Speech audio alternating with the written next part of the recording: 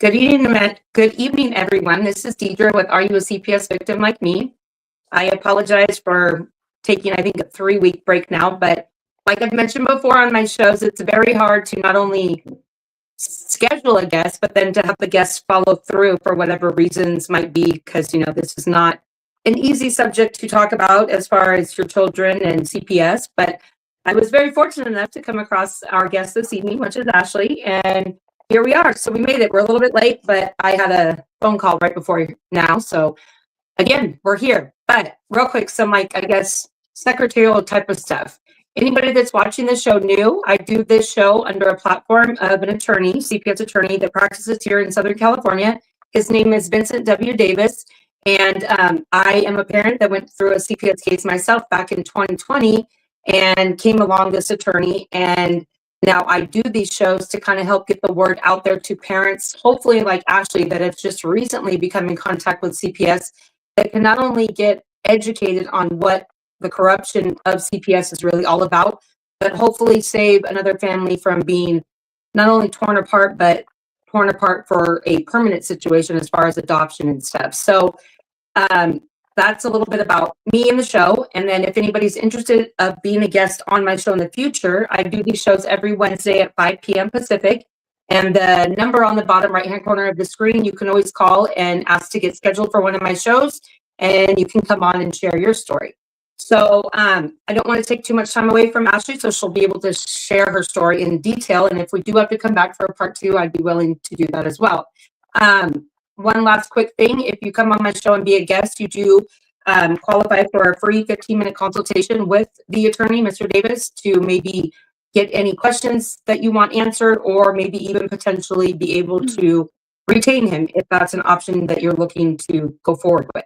So other than that, I want to go ahead and introduce my guest, Ashley, and I believe you're from Alabama. Am I right?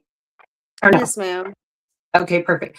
I think that's another cute, comment that you say ma'am all the time, and I feel like that must be a Southern thing, which I think is kind of it's kind of odd for us in California, because if I started calling everyone ma'am, they probably look at me like, oh, okay, but I think it's kind of cool because it's like a proper old school, like from, the Southern, I feel like. But yeah. Other than that, if you want to start from, like I said to everyone, her case just opened in last October, but if you want to start from wherever and then just go from there.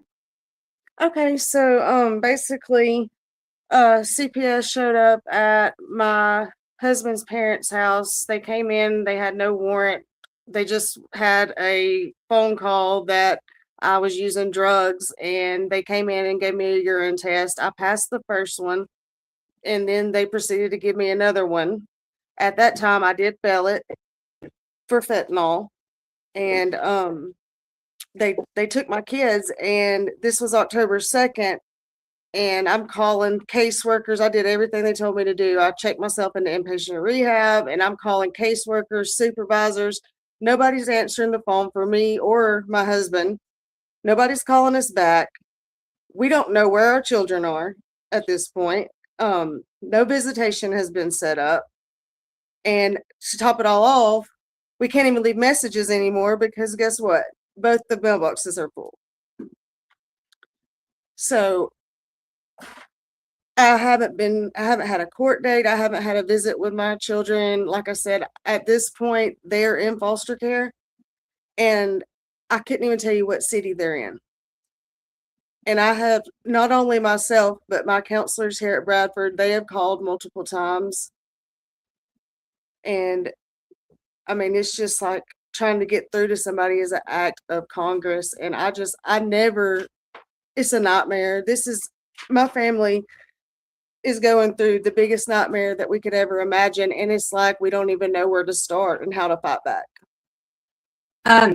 So when we were speaking off camera a couple days ago, what you were kind of telling me then compared to what we kind of discussed a little bit today, I know a lot kind of changed in between, but I wanted to ask you, when you had those people show up at your house with your husband, now that's your current husband, meaning that's not the father of your kids, correct? He is the father. Oh, okay. So are you guys still together today? Yes. Okay. So Okay. But what I was asking is when they showed up to drug test you and you tested positive for fentanyl, was that something that you might have had come up in the drug screen because of a medication you were taking, or were you actually taking fentanyl? I did. I had a relapse. I was clean for 7 years and Oh. I had a bad relapse. But were your And children ever technically abused or neglected due to your No. drug use? No, CPS even told me that there was no doubt in their mind that I was a good mom, but I failed a drug test, so And then, like They you told said, they came in and took the kids. Now, did they have a warrant by any chance? no, absolutely not. And obviously, you probably didn't know that they had to have a warrant to not only enter No, your I home, didn't. They and then a told me, separate 'cause warrant I to take tried your to kids. refuse the drug test, and they told me that if I refused the drug test, they were taking my kids regardless. And that's another thing. It's like, where does it say that it's illegal to, I mean, where does it say that it's legal to just show up to someone's house and demand a drug test? You know, it's like, there's so many things that basically are against your constitutional rights, number one. But then number two, like everything that they just demand right off the bat. And then like another thing that I've learned along the way is, you know, that sometimes they might show up to your house with the police and say that they have a warrant to remove your children. Meaning there's so many different steps that you would even have to first validate that that warrant is like legit, like with the wet signature from the judge and like all of that stuff. But not only that, they have to have a separate warrant to enter your house to even be able to then use the warrant to remove the kids. And see, a lot of those things like parents don't know, but that's again one of the reasons why I like to do these shows because, you know, parents need to know their rights if and when a situation like this might occur, you know, and maybe prevent what happened to you in the future. But so now that, you know, I guess, worst of it has already happened, when they removed your kids and they put them in foster care, you immediately checked yourself into an inpatient rehab on your own, or they told you you had to? I did it on my own, but they did tell me, you know, that what they told me is that I'm gonna have to do 18 months of family drug court and that it was not gonna be a short process. They said that I'm looking at least a year before I can even get my kids back. And were you criminally charged with anything? Absolutely not. So where did they get off by telling you that you're going to be in drug court? You know what I mean? I mean, this just blows my mind. I mean, nothing shocks me nowadays. But so moving forward, they are in, I guess, like some sort of foster home, and you've had no court date, you've had no visitation, you keep contacting CPS, you get no contact back. But correct me if I'm wrong, between when I talked to you last few days ago and today, you now have found out more information, correct? I have, but I had to literally contact our state office in Montgomery, and I called them probably 25 to 30 times and left messages. And did you ever try and go down there in person? No, I didn't because I'm still in rehab. I've graduated, but I'm staying here until I can find a place. So I'm still here as of now. Okay, and they wouldn't have recommended you to go down there, or you just chose not to kind of ruin your situation there at the rehab place? Are you not allowed to leave, Right. is what I'm asking you? Yeah, okay. I am now. Oh, okay. I Now, what just about your graduated. husband? Where does he fall into all of this? They wouldn't allow him to He keep the is kids in and the you same leave, boat. or? No, Okay. he was working out of town when all this happened, and he literally came back a day later, and he's tried to get in touch with these people, and nobody. And they're sending letters out. Keep in mind, saying that we have abandoned our kids. They can't find us. I'm sorry to And interrupt you on this, but that's one thing that I did kind of find out. But for anybody listening, first off, I am not an attorney. So anything that I say, please don't take it as such. This is all for educational purposes. But I did hear along the way of my 5 years in all of this that sometimes they like to set it up to where they make it so that you don't see or have any kind of visitation with your kids for a minimum of 6 months. And if that happens, they technically can turn around and immediately terminate your rights and you wouldn't even know. So for instance, sometimes they set up kids in placements that might be out of state or really far away to make visitation like almost impossible. Or they do things like they're kind of doing with you, where it's already been, what, 3 months now? And you technically haven't had any visitation? I mean, how None soon at can all. another 3 months go by? And next thing you know, they're filing paperwork to terminate your rights because they technically call it abandonment. And see, you're like, wait a minute, what? Like, but they have my slandered point our is, names. I mean, what's that? literally, they have told my husband's family that, neither one of us has tried to call them. Well, maybe if you would check your voicemail, you would hear the messages that we have left. And your children Maybe are your 2 and 4, voicemail hadn't been correct? full for 2 months. Your children are 2 and 4, correct? Absolutely, yes. And like I told you the other day, unfortunately, that's not necessarily in your favor. I mean, but what age would be? But the younger they are, the more adoptable they consider them, and the shorter kind of time frame they give the parents to necessarily reunify, because they say that, the bond that they start to establish with these foster parents, it would be more detrimental to break that bond than it would be to return them to their biological parents. Where that ever would make sense, I have no idea. But so real quick, in the last 2 days, you told me today that you did get in contact with the director and that you did find out that your husband's parents have filed for temporary custody, and that Yes. you now have a court date next Wednesday, correct? Yes. And were they going to let you know any and all of this, like as it was portraying, or? That lady called me today and she was literally like so rude. She was like, so what is, I heard you filed a complaint with Montgomery. So what is it that you're wanting? I'm like, are you fucking serious? I want to know where my fucking kids are. Excuse my language. I want to know What where about my like babies even are. asking them, like, for the fact that you haven't even known where they've been placed, you haven't had any visitation, like, did that person say anything more or less than? Absolutely not. And I did. I asked. I said, I told her, that the mailboxes were full, and I called, and then she was kind of making it out like I was lying. She was like, because I told them that my counselor also documented calling, and she was like, well, what's their name? And I told her, and then I sent my certificate of graduation, all my drug tests, and everything over to her email.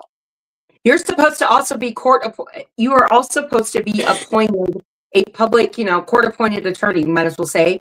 And real quick before I forget, is your husband's parents in good terms with you guys? Yes. So why haven't they told you any of this stuff? Or they just didn't found know. out? They didn't even know. They filed that motion 3 months ago. And so now all of a sudden you guys have a court date next week, and they already told you for sure they're placing the kids with. That's what they these told me on people? the phone. They said that they were placing the kids with their grandparents that they filed for temporary custody, and they have been doing an investigation, and they were found, I guess, okay to be with them. But yet they have the grandparents have had no information that there was an investigation going on with them. No, like they've even asked to see my kids, and they told them that they couldn't accommodate them because my kids were moved out of the county. Like they were trying to get visits for Christmas and everything.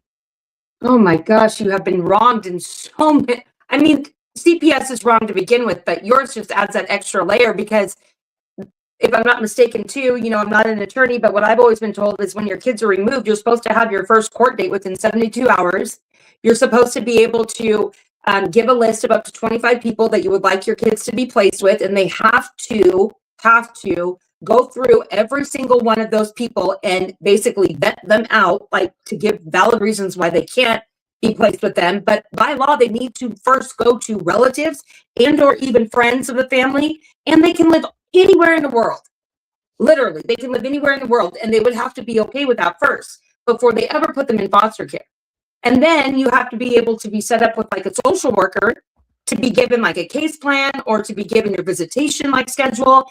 And all along, I mean, you took the first step, which I think is great and hopefully really benefits you when you do go to court next week, as far as going to the rehab place. But I mean, they haven't done anything they're supposed to do. And of course, that doesn't surprise me. But again, it's like, how are they supposed to have you reunify with your kids if they haven't even given you any of the proper steps? Like, are you supposed to walk into court next week not even knowing if you have an attorney or not? Yes. And I know that the lady told me today that she had sent letters out to my husband's like distant family. And I was like, and apparently the caseworker told all of them that they couldn't find us, they couldn't locate us. It's They been took like them they from have your defamed house. us. Exactly. And my number has not changed, and I've called every day if they would just check their voicemail. And how did they have all this information about your case and everything, but yet you? Exactly. Nobody does. Like, I had to let his parents know today that they were getting placed with them. They didn't even know. You know what, though? As much as that might sound like a relief to you guys, it makes me even more weary that none of this stuff is true that they're telling you. Because you know that there's I'm not saying you know, but there's a process that people have to go through in order to be approved for placement. They almost make you become a certified foster parent is what they do, because then they also get more money from the federal government if if the relatives are foster parents, which they never really have to be, but that's what they tell these people. And then they have to get their home approved and like background checked and all this stuff. So it doesn't just happen overnight. And also, if your in-laws filed a motion for temporary custody 3 months ago, supposedly they have a court date next week. Again, it's like, what is the title of this court date? Is it for them and their filing, or is it for you and what CPS should be doing as far as your like adjudication hearing, the detention hearing? Like, I don't really know the proper steps as far as which is before which, but again, are they following any of all of that? No. So when you talk to this person though today, and you said, okay, I have court next week, but what about my kids? Can I see my kids? Can I talk to my kids?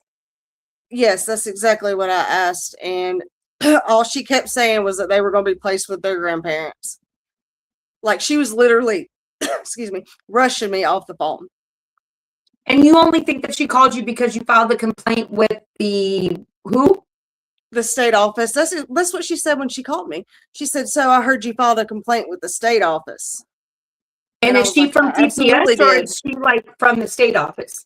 Where's she from? She's from the county. She's the director of the county that has my case. So she's the director of like CPS. State, yes, of the county. Well, I know it's different in every state, but like to me, the director of my county that I live in, I wouldn't consider the director of CPS, if that makes sense. Mm-hmm. So you're telling me she's like got the a top caseworker. Okay. You got a caseworker, their supervisor, and then they have a director. Okay. But I went above all that. I went to Montgomery, which is the state. But the person that contacted you was like the top of CPS, realizing that maybe they've gotten in trouble now because they know they're not doing what they're supposed to. That's exactly what I told my husband. I said, I think that they know they effed up. Yeah, they always do. But now, when I asked you earlier, I don't know if you answered it already, but your husband in all of this, is he have like any drug use or past? No. Like, so they could have left the kids with him per se and asked you to leave the house. That could have been an option, right? Yes. He was out of town working. He came back the very next day and has not been able to get in touch with anybody. Wow, that's even worse. And this person that you think called CPS and said that you're doing drugs, I mean, they didn't even do any kind of investigation. They're just taking the word of this person that called. And then again, does it look like your kids are being abused? And it was out of revenge. The girl that called, it was pure revenge because she doesn't like me. So it was nothing about the kids' safety or nothing. And that's the other thing. People need to realize nowadays that, when you want to try and get back at someone, the people that truly only suffer in these kind of situations, obviously you would think that the person would know this, but are the kids. I mean, as much as you might want to take something out, like even like between a mom and a dad, like if they're separated and they are like upset with the mom for whatever reason or vice versa, calling CPS is just going to make your situation that much more of like a problem, if not the worst thing you could ever do. But this has been the biggest headache nightmare that I've ever dealt with in my life because I feel like I'm fighting a losing battle almost. I hate to say it, but it kind of usually always is. I mean, a little bit about my story that I told you off camera, but for anybody watching, I mean, me and my husband had 2 kids at the time, 5 and 6 boys, and I was 8 months pregnant with our 3rd boy. And we decided we were living in Orange County, California, and cost of living is so expensive here. And so his mom was living out in like Kern County in a city called Tehachapi, which is really small, but it was beautiful there. I mean, the kids' school was like in our backyard. The 2-bedroom, like little, like what I call a little mini house, but like apartment that we lived in was like $800. And we had a washer dryer. We had a nice little like backyard patio, but we couldn't find jobs in the city. So we had to travel to either Bakersfield or Lancaster, which is like 50 miles each way. And our car situation was shit. Sorry, I forgot language. Sorry. It was no good. And so we couldn't like make it. And so we had to come back to Orange County. Well, then we had no jobs. We had nowhere to live. So for the first time, we had to contact, social services and ask for help. So they put us in a family shelter home, which was like a 4-bedroom home. We lived like in the master bedroom and we had our own bathroom, but it was literally me and my husband. I'm 8 months pregnant and a 5 and a 6-year-old in like one room. And my husband just kind of started to lose it mentally. And I really thought he needed some kind of behavioral, mental kind of help. And so, during the day, there would be like a little like receptionist that would be like in her office in the house. And one day I just went out there and I was like, my husband needs help. Like there's something mentally like going on. I know we're all going through a lot, but can we request help? Little did I know that entailed a social worker to come and take my 5 and 6-year-old off to the side without us and interview them.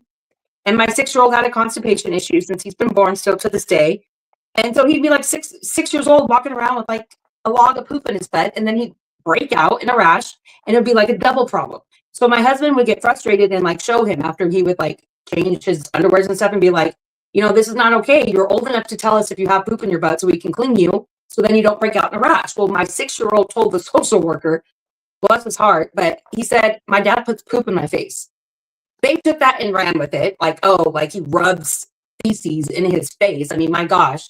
But fast forward through all of this, I already knew what their narrative was when they saw that I was 8 months pregnant, meaning if they open up a CPS case on me, when I give birth, they immediately get to take that baby from the hospital. And that's exactly what they did. But also, they tricked me in another part where a lot of parents don't know. And they said, well, we need to have him leave the shelter house because he's obviously kind of becoming a problem here and he can't stay here. Well, where do you want him to go? We're homeless. They didn't care. They needed him to leave. Me and the kids could stay, but he had to go. Well, we only had one car, so we took the only car and was in the car, but that wasn't going to work. How was that going to work? So I contacted social service office again and I got motel vouchers. So I moved us out of the shelter. I thought, okay, fine. He can't be there. We can't all be there because he has a car. So we go to the motel. The next morning we wake up, we have cops at the door ripping our kids out of our arms, saying that whatever I signed that day, which I thought was just stating he can't be at that house. No, I signed not only a safety plan, but supposedly I signed that he would not be around the kids or me at all. Now, why would I sign that? I'm trying to get help for my husband. I'm not trying to have him disappear. I mean, make that make sense. So literally, that was the day, I have goosebumps, that they were literally ripping our kids out of our arms, crying hysterically. Then they get placed in what they consider a 24-hour, like, I hate to say it, but like a kid's jail. And that's literally what my 2 older boys still like are so fearful of. But, they just put him there like in holding for where they're going to put him next. Orangewood. That's my husband in the background. Tell him go, please. And Orangewood. made me train of thought real quick. 1 second. Side note.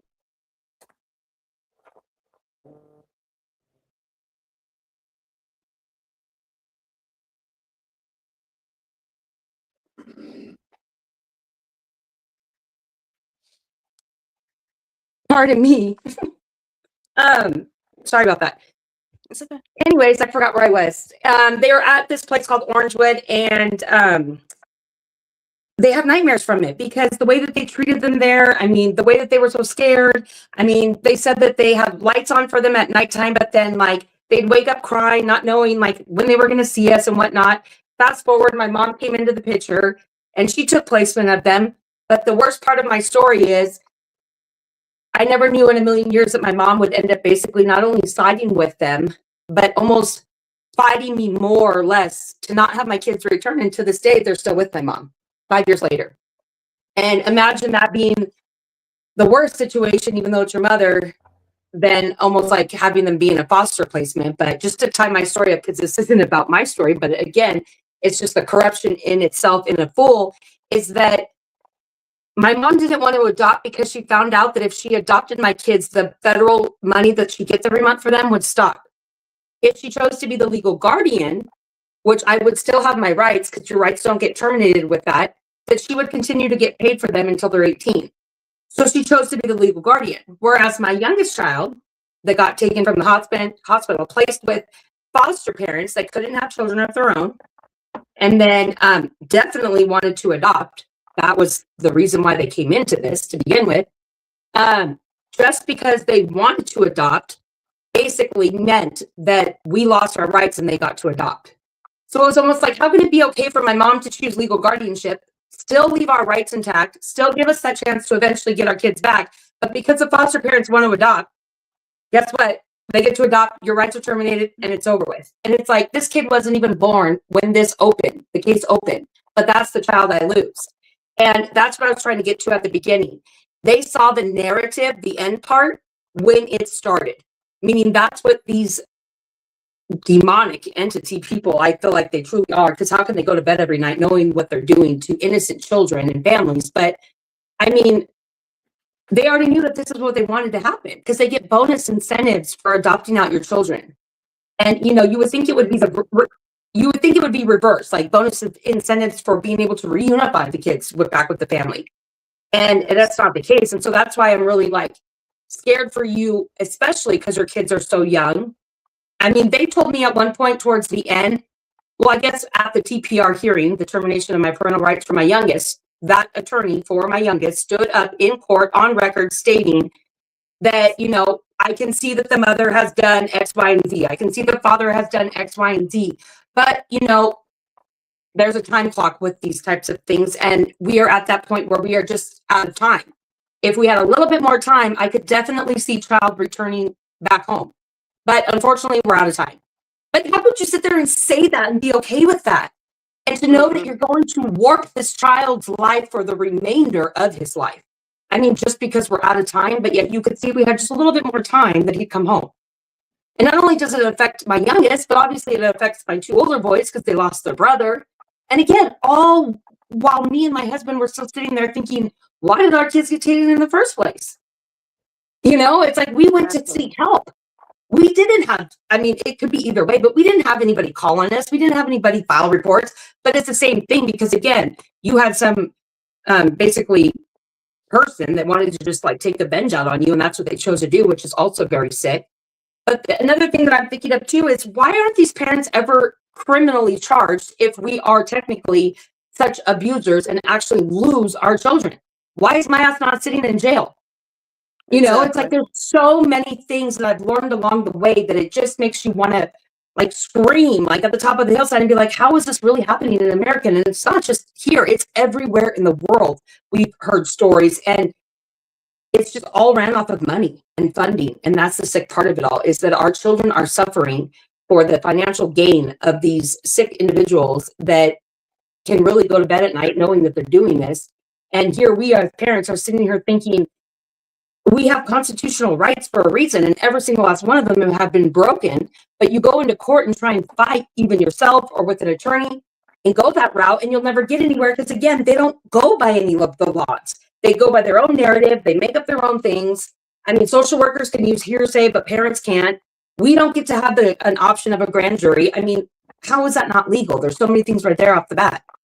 They're like a kids trafficking organization. It is. It really is. Literally. It truly is. You know that movie that came out recently called Sound of Freedom? Yes.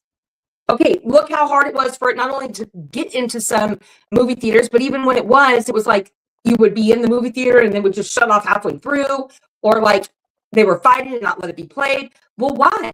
They don't want people to know that this is truly the type of stuff that goes on in this world. And it's just, it's so unfortunate. But a little bit more with your situation. So is there anyone that you can contact before you go to court next week? Yes, I'm gonna contact an attorney, and just hopefully a lot of the attorneys in my county will do free consultations also. So I'm gonna contact a few of them. Well, make sure number one. They couldn't even tell me when the court date was. I had to call. That she told me she didn't know. I had to call the courthouse. No, but if he's a director of kind of like CPS, why couldn't caseworker was? That I couldn't tell you. But when I kept telling her that I had been trying to get in contact with a caseworker and I've left messages until the mailbox was full, it's like she just was jumping to defend that caseworker, like immediately. Telling me, instead of giving you her contact information. Huh? Instead of giving you her contact information. exactly. Sorry, I don't know why I'm having difficulties tonight with this, but bear with me one second. If I get logged out, I'll come back in. Okay.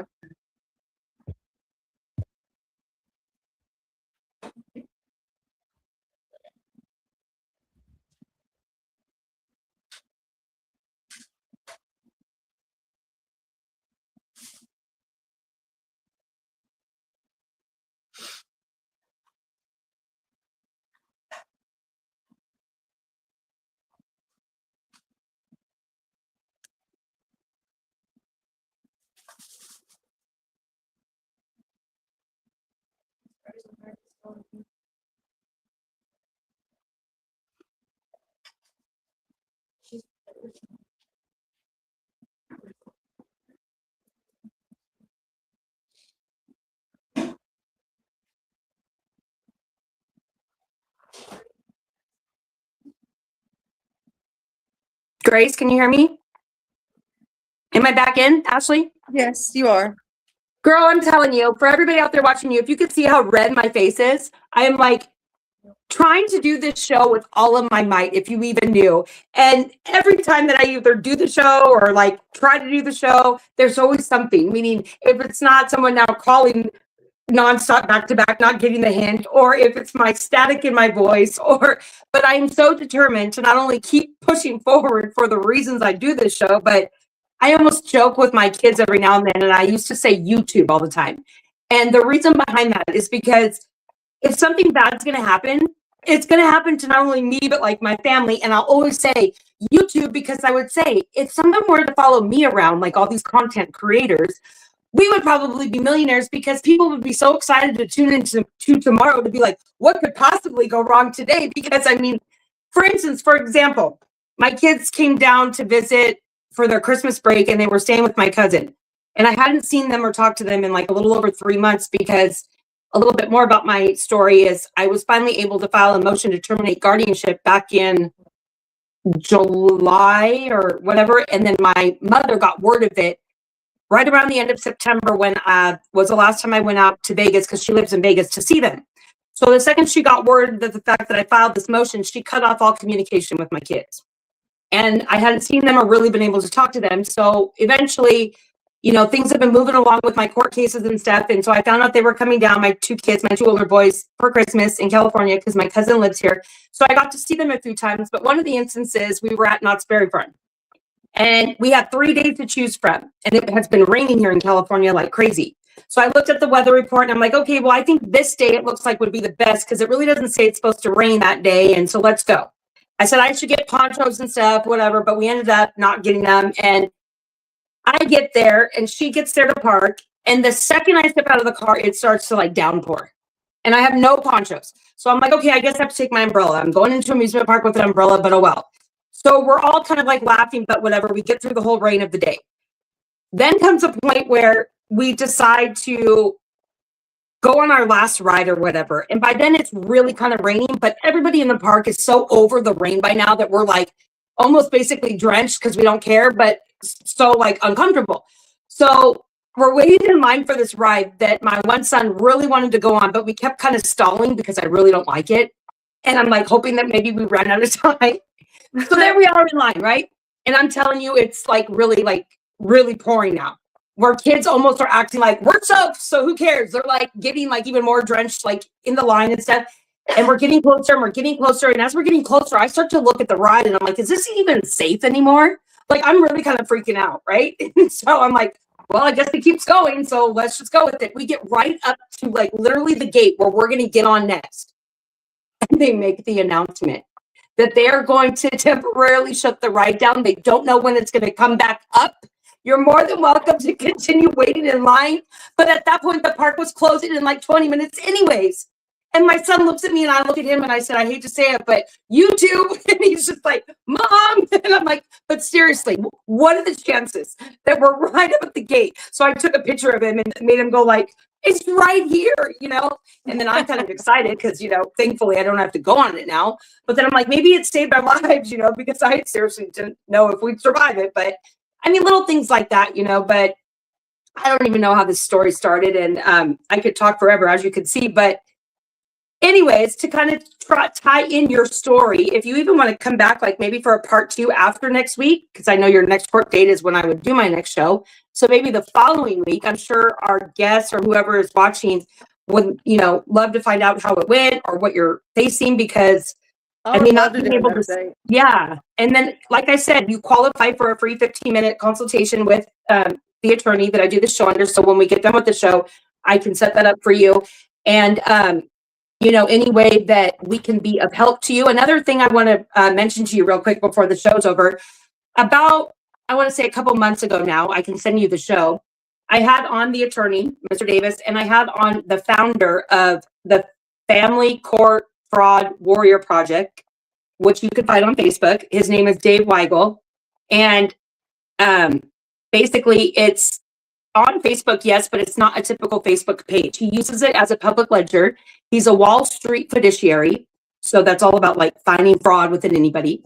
He had a 14-year family law case. So that's basically a fight between him and his ex with the kids, but still family law and CPS are almost like identical in the corruption. But make a long story short, he found a way to basically get his kids back and kind of like what you would think live happily ever after. But he literally thought to himself, I can't just take my ball and go home. I'm somebody that is of enough like clout in a way to where if he were to kind of bring the corruption out, that people might actually stop and listen. Because all of us parents, I mean, look at it. You go on Facebook and you could probably find like thousands of CPS groups or parents that are basically just coming on and saying, they did this to me, they did this to me. And then we're all just kind of like ranting and raving and nothing's ever really solved and no one's ever really like found a solution to all of this, right? It's almost like people are scared to go up against them. Well, because you never win, really. But this I have to say, the reason why, number one, he caught my attention immediately when I came across him through another YouTube podcast. His name's Darren. He used to do shows with me and Mr. Davis on how to fight CPS and win, where it would be Mr. Davis, me, and Darren. We were co-hosting, but he broke off and he now does his own show with somebody called by the name of Tiffany. And it's called Tiff and the Punisher. So I would recommend you looking up that too. But he had Dave on his show one night. And then that's how I found out about him. And then I contacted him. I had him on my show, but then I became a member of this group, which I highly recommend you doing as well. There's no money involved. And his strategy is you go on like this page and you'll see it all under all the tabs under his page under Facebook. And you put like a 3 to 5 minute video of you, your name, the county your thing is in, your case number, how you feel like you've been wronged by the system. It's basically like a formal complaint that you're putting on his Facebook page because he's using it as a public ledger. It will never go down. It will never go away. And once he has, and then he has a whole vetting system that goes through your information to make sure that everything you're saying is not only true, but like very transparent, because in these kind of situations, you can't have anyone that would possibly have something that might be a lie, because one lie can ruin the whole thing. So he goes through this whole process and making sure that everything that you're saying and everything is true and valid. And then you get set up with him or one of his, leaders with what they call an exit interview. And you do like an hour long where they really get to like talk about your case and you really get to show everybody what you're going through and whatnot. And then once he has like, I think like 2,000 of these vetted, meaning all truth and transparency, like type of cases, he's going to go forward with filing like a big like lawsuit and eventually like hopefully take the system down. But in the meantime, he's already up to now 25 success stories where all these parents are going into the courtroom saying that they are a member of the Family Court Fraud Warrior Project. All the back people look it up, the judges, the attorneys, whatever, they really see what it's all about. Next thing you know, kids are immediately returned home, cases are closed, done. Because what he's doing is, he's from Wall Street and he's a fiduciary. So if you don't know what that really is, he is literally trained, paid, whatever, over 30 plus years in doing this, finding the fraud within different entities, if you want to call it. And because CPS is all about fraud, it completely is, and they know that there is all like illegal and all fraud, that they don't want their name, if they're a judge or if they're an attorney, involved in this kind of stuff. And if they find out that you're a part of that, because he also has people like go and court watch with you. Like we're all on the page. So like people will be like, I have court coming up on this Thursday. Anybody available to come court watch, please do. And then the more court watchers are in there as well, meaning 25 success stories, and he's not even barely been doing this for, I think, a year this month. I Oh, mean, wow. tell me that anywhere else where you have found any kind of system or person or place or attorney or anything that is working. So that's one thing I want to tell you. But another thing real quick, when you go to start looking for an attorney, it's really important. You don't want any attorney. You don't even want a family law attorney. You want an attorney that specializes or has done CPS cases. Because a lot of attorneys will kind of like basically trick you. And you might be hiring like a criminal attorney that has never even done a CPS case, and you're finding out like way after the fact. So that's the first thing that you need to make sure you ask or find. And then another thing is, once you find this CPS attorney, you need to clearly ask them how many cases basically of CPS have you done and basically have kind of like been successful in a way. And they shouldn't have any problem telling you that, because if anything, if they don't, then that should be your first clue that maybe that's not who you want to go with, if you know what I mean. Right. But and then lastly, another piece of advice, I'm not an attorney again, but piece of advice I'd like to tell you is, nobody in this whole corrupt kind of circle, I feel like, it's ever truly in it for the right reasons, if you know what I mean. You might find one here or there. I'm not saying every social worker or every court-appointed attorney is evil and wrong and doing what they're doing, but if they're truly still one that's left in the system, it's really odd, because usually they like to push those ones out, like if they're not going with the fraud part of it. So your court-appointed attorney, if you ever get appointed one, they might act like they're doing what they should be doing for you. And like, for instance, if you finish a class or you did a program and you have a certificate and you give it to your attorney, the attorney is supposed to put it in your case file, which then means the judge will now know that you've done it. Never would you think that if you said, here's my certificate, put it in my case file, never would you think that it never got there, which means the judge now never knows, which means when you're in court with your court-appointed attorney, you're thinking that you gave them the certificate, it should be filed, the judge should know, but it never truly makes it into your file. So you have the right to, at any point during your case, even like right now, go down to the county office of wherever your court is and request a copy of your case file. They might say you have to have an attorney. They might say like all these extra whatever reasons. I think you might have to pay for it. So that part might be valid and true. But as long as you have a current valid ID of some sort, you are legally, what's the word I'm looking for? Like allowed to ask for that.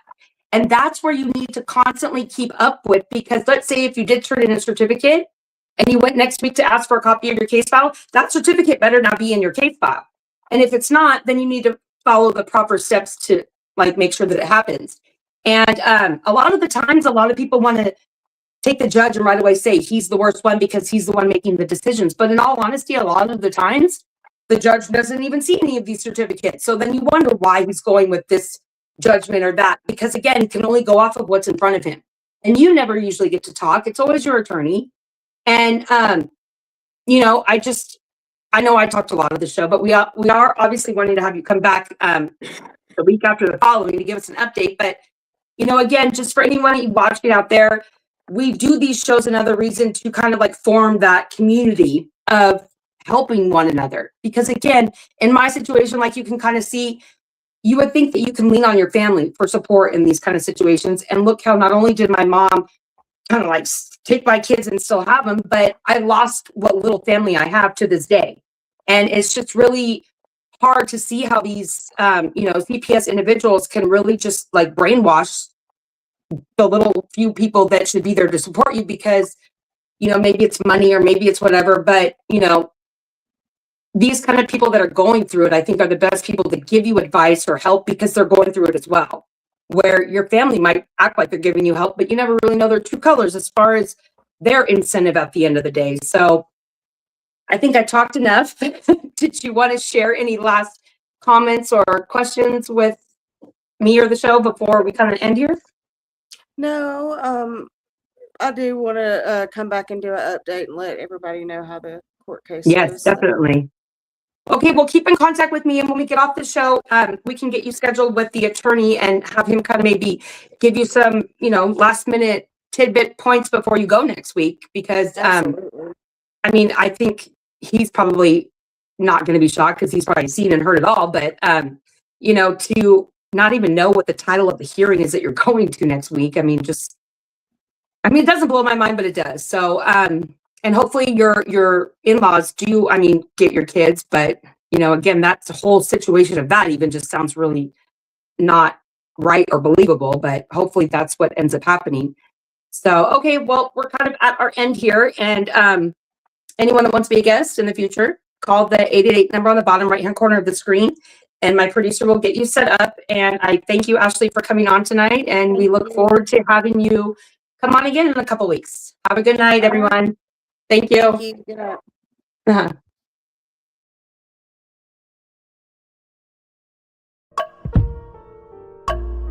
A vivid picture is encrypted in your mind as the critics get in line like they're witnessing a crime. But then you notice there's a shiver in your spine from the feelings of discontentment and bitterness combined.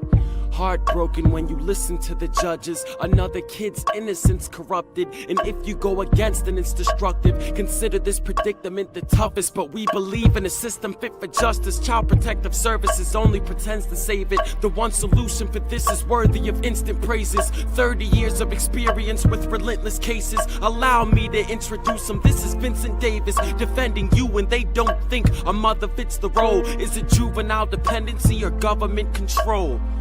Observe the pain in their eyes. It's time for us to realize we are the last